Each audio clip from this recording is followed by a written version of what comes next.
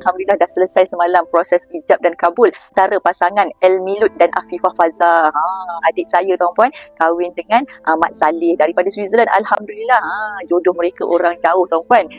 Kita akan sharing-sharing macam mana perjalanan mengumpul dana perkahwinan. Adik saya ni dia belajar lah sambung belajar dalam bidang master di overseas di Budapest, Debrecen setelah 2 tahun belajar dekat sana. Alhamdulillah kata berkenalan dengan Elmilud Muhammad daripada Switzerland. Mereka berkawan dan berkenalan dan akhirnya telah kata diijab kabulkan semalam tuan-puan.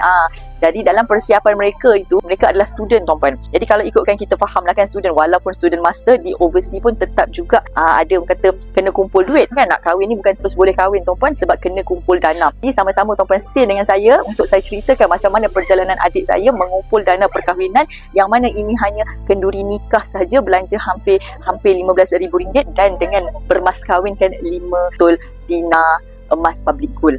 Kan insya-Allah tuan-puan, dalam menabung emas ini ada pelbagai matlamat tuan-puan. Antara matlamatnya adalah matlamat yang nak dicapai bagi tempoh masa 2 tahun, 3 tahun, 4 tahun, 5 tahun. Kita pakai medium to long term target. So kita kena ada target tuan-puan. Kita kena set target nak capai apa, nak capai bila dan nak capai kenapa. Macam contohnya adik saya Afifah Faza tu, dia nak capai target simpanan dia untuk perkahwinan. Jika dia berkenalan 2 tahun yang lalu, adik saya dah mula set kan. Kerana mereka telah bersefahaman untuk berkahwin, maka dia telah mengumpul orang kata sikit-sikit daripada hasil pekerjaan. Okey, jadi kalau tuan-puan nak dengar perkongsian ini, stay dengan dalam live saya akan share. Dan tuan-puan mungkin ada pengalaman mengumpul emas, jadikan sebagai dana kahwin, ataupun mungkin tuan-puan sendiri ada pengalaman membeli emas public gold, boleh sama-sama share dekat dalam live saya ni untuk kita lebih kata terbuka discussion tentang emas bahawa emas ini ada multifungsi lah.